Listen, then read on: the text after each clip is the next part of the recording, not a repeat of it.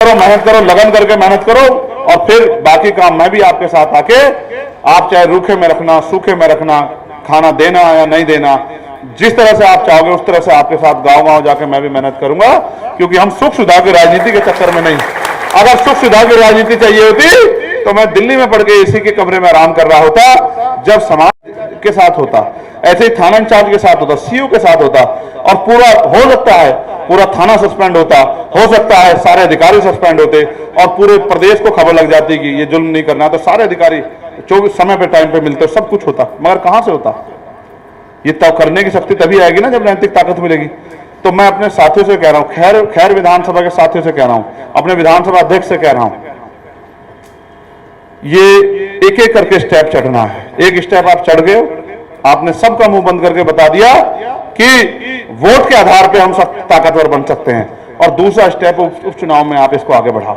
मेहनत करो, मेहनत करो, मेहनत करो, मेहनत करो, लगन करके मेहनत करो और फिर बाकी काम मैं भी आपके साथ आके, आप चाहे रूखे में रखना, सूखे में रखना, खाना देना या नहीं देना, जिस तरह से आप चाहोगे उस तरह से आपके साथ गांव-गांव जाके मैं भी मेहनत करूंगा, क्योंकि हम सुख सुविधा की राजनीति के चक्कर में नहीं।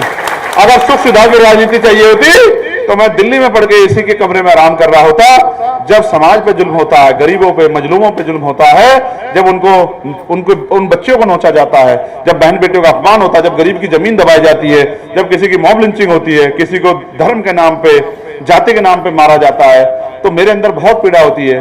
लेकिन अब इतनी शक्ति है जितनी से लड़ पा रहा हूं, और शक्ति बढ़ाओगे तो और ताकत से लड़ेंगे। समझ रहे? तो इसलिए मैं पुनः आपसे कहूंगा और बहुत विश्वास से कहूंगा, मुझे अलीगढ़ में बहुत भरोसा है, क्योंकि अलीगढ़ में नौजवान जोश भी है तो अलीगढ़ में अनुभव भी है। अनुभव और जोश का ऐसा मेल जो है, जो अलीगढ़ में है, शायद ये कहीं और हो। लेकिन मैं फिर ये कहूंगा कि महाराष्ट्र से मुझे एक सीख मिली थी, इस सीख पे आप गौर करना, ये बिल्कुल आपके लिए है। आपको बिल्कुल ऐसा लगेगा कि हर व्यक्ति को लगेगा मुझे कहा, मुझे कहा, मुझे कहा।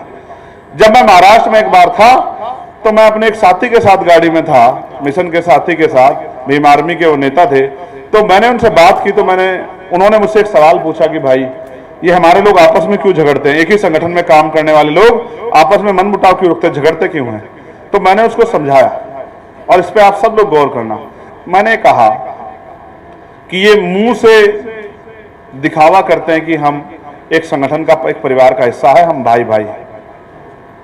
क्योंकि अगर ये मन में मैत्री रखें, मन साफ रखें, तो दो सगे भाइयों में सुबह झगड़ा हो जाता है और शाम के टाइम वो एक प्लेट में भोजन खा लेते हैं। खा लेते नहीं खा लेते? बताओ मेरी बात गलत है सही है? खा लेते नहीं खा लेते? कोई तुम में भी होंगे दो भाई, बताओ झगड़ा होकर शाम में एकजुट हो जाते नहीं हो जाते? एक बिस्तर में सो जाते नहीं सो जाते हैं? एक ही गिलास में पानी पी लेते नहीं पी लेते? इसका मतलब उनके अंदर क्या है? मैत्री का भाव है। और हमारे यहाँ मुंह पे मैत्री का भाव है, मन में मैत्री का भाव नहीं है। क्योंकि हम ये सोचते हैं कि भाई ये लड़ाई मेरी है, उसके। जिस दिन हम ये समझ जाएं कि हम सब मिशन के साथी हैं और सब हम अपना अपना योगदान कर रहे हैं, तो हम किसी से ईर्ष्या नहीं रखेंगे, किसी को बुरा भला नहीं करेंगे, किसी की चुगली नहीं करेंगे, किसी को बुरा नहीं कहेंगे।